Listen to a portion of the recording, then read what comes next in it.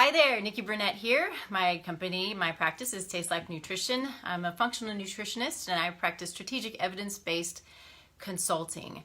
One of my favorite things about doing these videos, as nerve-wracking as they are for me, believe it or not, because I'm sitting here by myself, talking to myself essentially, but is knowing that people get something out of this and then meeting new friends, even if it's only virtually. So I did my talk the other day on smoothies. And so it ends up, when people ask me questions, at the, in the comment boxes, someone asked me a question or asked me to do a talk on sparkling water. And is it good? Is it not good? We hear all of these things. I'm going to tell you in my own family, my own experiences, people are like, you're not supposed to drink sparkling water, because it's kind of my favorite thing in the world. So I'll get to that in a minute. But meeting new friends, I love. So it's great because I met someone who ends up, we have a lot in common. So she's the one that asked me to do this talk, and she is a dog lover. She's a dog rescuer. She's a dog fosterer. And she's a Carolina dog lover, which the Carolina dog has my heart. And so I wanted to use a minute, just because I'm feeling it, to talk a little bit about adopting and not shopping. I don't rescue like I would like to, but I have a foster right now. I've now had 3 Carolina dogs and a foster Carolina dog. And in any dog, I think that adoption, there are pure breeds out there that need to be adopted. We don't need to continue breeding dogs. And what we're doing with our dogs is breeding them so they're sicker. We're not feeding them well, so they're sicker. We're breeding these terrible traits into these dogs. And the beauty of the Carolina dog is they are wild. Well, not essentially wild, but they run in where they were discovered is South Carolina and Georgia, and they're pure, essentially. I mean, they come from a long line of what's called pariah dogs. But hey, Gayla, but pariah dogs are cool, amazing dogs. And so we have these are sort of our local pariah dogs here, and they're now being bred. And what's going to happen? They're going to inbreed, and we're going to have all these problems. We have so many dogs that need to be fostered and adopted. We've got thousands and thousands of dogs, all dogs, that are dying every day due to the fact that people want to go buy dogs that are... Anyway, I'll stop. It just makes me crazy. But I want to thank everybody that does watch, that comments, that asks me questions, that helps guide me in what you want to hear. And so thank you, and thank you for all of you that are out there doing the great work and hard work of rescuing dogs and fostering and bringing dogs into your home and transporting dogs. It is a tireless job that doesn't pay. I sat there and I watched last night. The group that I work for, or I foster for, Saving Carolina Dogs, found a dog in Texas, and they worked all night long to get this dog out of this high kill shelter. She was on her way out, and they now have her safe and sound. So it's an amazing thing, but it's really hard work. So thank you, all of you that are working your tails off for these dogs. All right. So let's move into carbonated water. So I have had, like I said, I've had family members, I will, when I go to my husband's family in Kansas, I take my SodaStream with me because I don't drink water. I'm not good at drinking water, and I discovered that drinking the carbonated water, I actually want to drink water, and it makes me really, really happy. And so I'm told by people it doesn't hydrate you, and it's not good for you, and all of these things. And I, for the life of me, couldn't figure out why. So I have looked several times before even today, and I've never seen any data that shows that drinking sparkling water is a bad thing. But, there are always the gray in there. And so what I want to hit on a little bit is is some of that gray. So sparkling water, carbonated water, soda water in and of itself, I think is not bad. It's not hydrating. I looked for data. I'm going to post an article that I found that actually shows some data on, you know, that sparkling water is fine. It's through Lifehacker, and they reference the studies. So it's not, I don't think it's just an article. Anyway, but I'll post it. You know, some of the things that they said, people say, is it leaches calcium from the bones. It doesn't hydrate you. It dehydrates you, which I just find funny. And somebody it was just 2 weeks ago, I think, told me that as well. And so, and it says it can damage your teeth, which they're showing there is the potential that it can damage teeth a little bit. But let's talk about that. So when it comes to the sparkling water itself, I think it's fine. You know, it's just got some bubbles in it. It's CO2.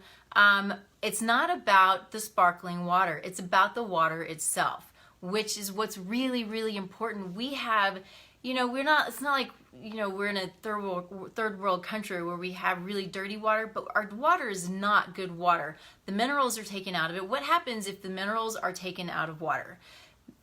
Then the water, the water itself will then leach the minerals out of our own body. So you're drinking water without minerals, your own minerals will be leached out. Does that make sense?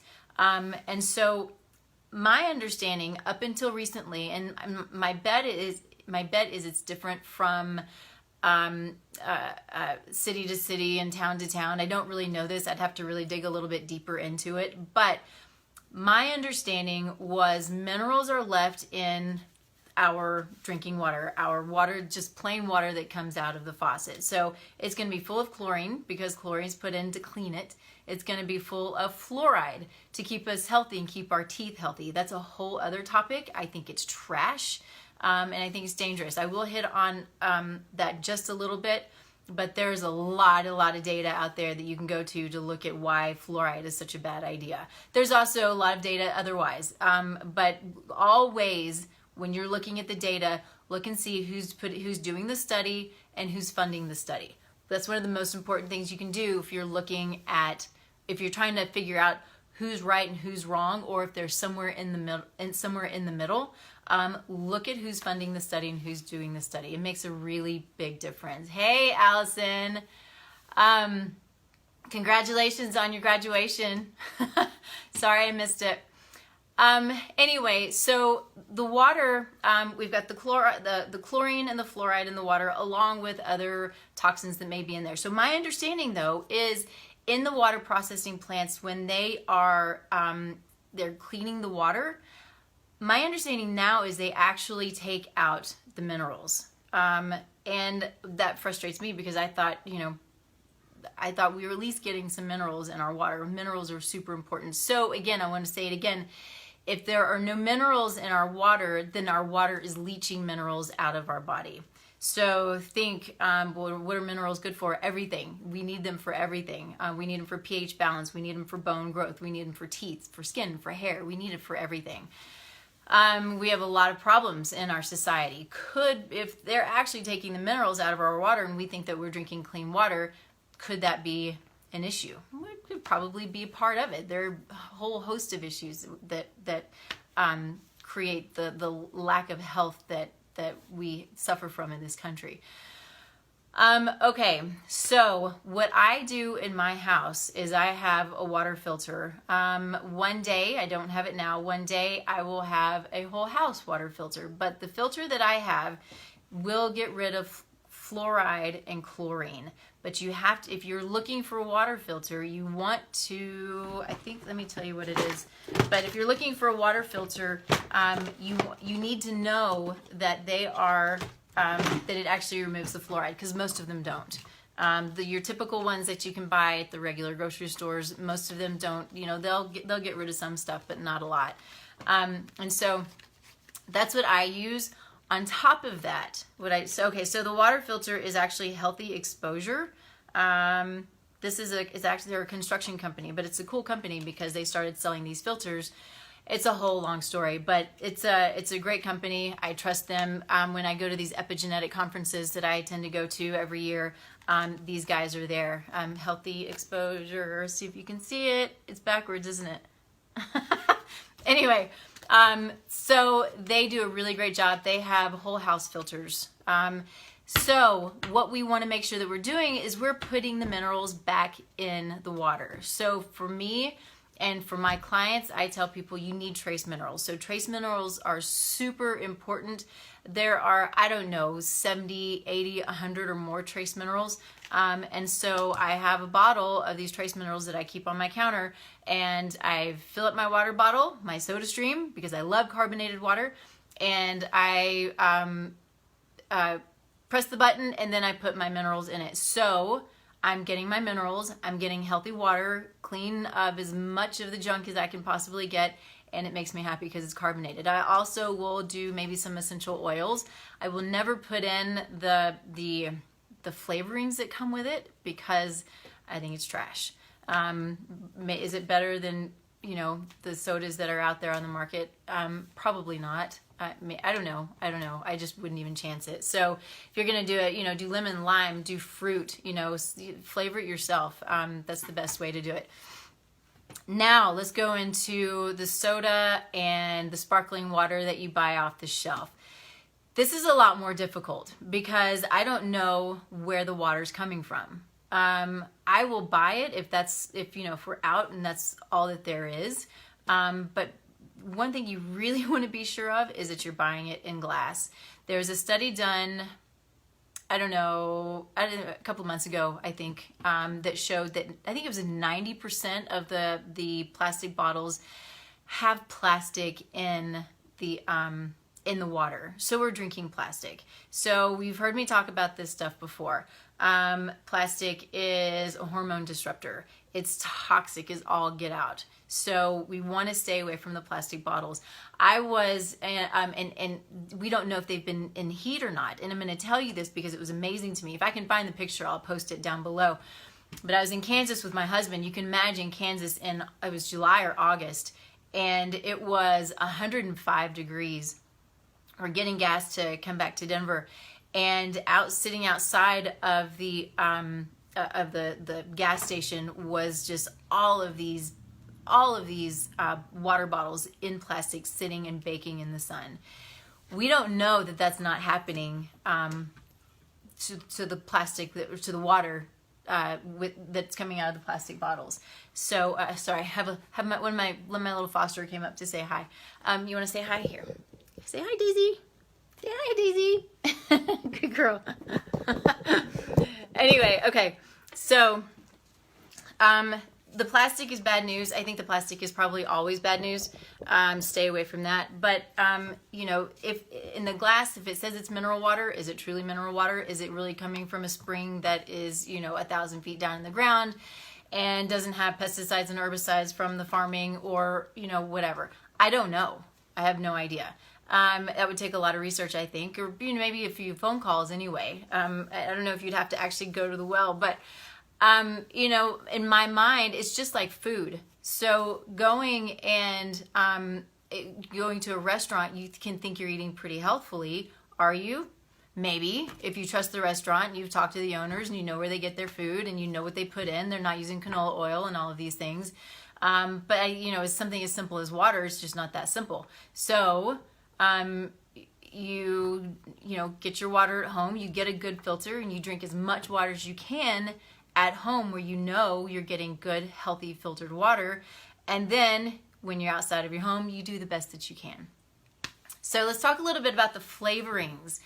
LaCroix has been one that has come out, and everybody has loved LaCroix, and I'm drinking it and I fall in love with it. And I think what is in this? Is this truly something that is okay for me to drink? So we already went through the water stuff. Is the water safe? I don't know. Where do they get their water? I don't know. Does it have fluoride and chlorine in it? I don't know. But the flavorings I read, looked it up. I'll post it as well. I think there are a few articles, but the flavorings seem to just be essential oils. Now, are they high quality essential oils? I have no idea. I don't really know how that works, but they say that it's just coming from the skins of the fruits. So if it's something that you enjoy, I would say just like anything else, if you don't know the source, enjoy in moderation and then make your own at home. If you do essential oils, or if you have, zest some lemon and lime and orange, which sounds amazing, I might go do that. Then again, you moderate the intake of the stuff that you don't know about, and you know at home what you're doing and what you are ingesting, essentially. Or again, going back to it, putting on your body. What we put in our body and on our body, they're both just as important as the other. Let's see, was there something else? I want to see.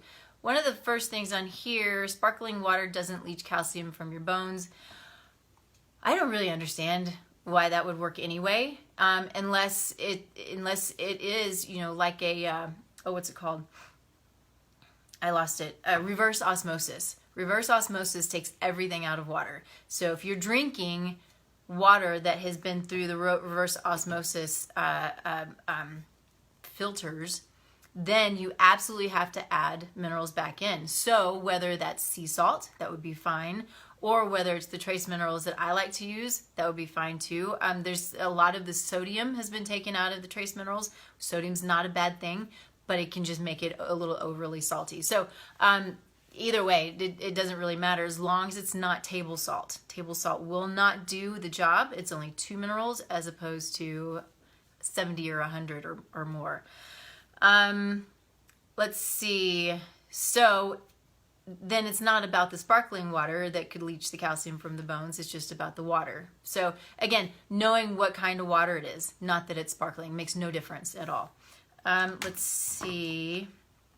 The other one is, we talked about this, I think, enough. Sparkling water doesn't dehydrate you. Really kind of makes no sense to me at all. This one, though, says sparkling water can damage your teeth, but it's not that bad. So it says that sparkling water can be a little more acidic.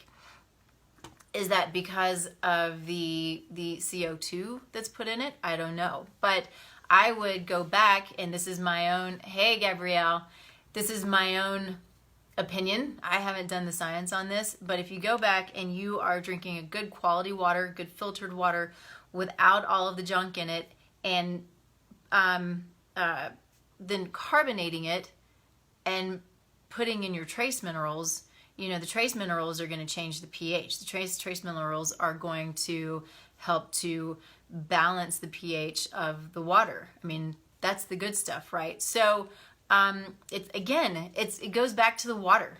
I think every time. It's not the CO2, it's not, the sparkling, it's about the kind of water that you're putting in it, and if you're adding anything else. So I think that's probably it as far as I'm concerned. If I didn't hit anything, I know that one of the questions was, what are the good waters to drink as far as the flavorings that are in them? I think there are so many out there now that it really, it just takes doing your own research and understanding, just kind of like what I did with LaCroix. It doesn't take any time to Google something like that to find out what the flavorings are. I have no doubt that some of the flavorings are trash and chemicals and toxic. Which ones they are, I don't know. I know that there's some organic sparkling waters with organic flavorings, and I don't know. The one that I looked up, because it's the one that everybody knows, is LaCroix, and they say it's essential oils. So make sure it's essential oils. Just do the best that you can. You're your own health advocate. Do your research. Don't just listen to me on this stuff. Do your own research. Talk to a lot of people. This stuff is fun, and it's really interesting, but knowing what's going in and on your body is the most important thing, one of the most important things that you can do. So if you have questions, as always, post them below. I'm happy to talk about whatever it is that you have questions about, as long as I know enough about it to talk about it. And you can always go to my website, tastelifenutrition.com. And I said hi to Gabrielle. Gabrielle and I work together. She's my health coach when I work with clients. So I work with clients one-on-one, and then Gabrielle does an amazing job with the health coaching piece of it. And so one of these days, we're going to figure out how to do this together. She's in Dallas, I'm in Denver. But I'm seeing more and more people doing these Facebook Lives through Zoom. Gabrielle, I just saw, who did I just see? Ben Lynch. Ben Lynch was just doing a Zoom Facebook Live a few minutes ago, so that I'm going to go back and watch. Either way, we'll figure it out. I'll have Gabrielle on with me. Let me know if you have questions. I hope everybody has a wonderful day. We'll talk to you later on. Bye.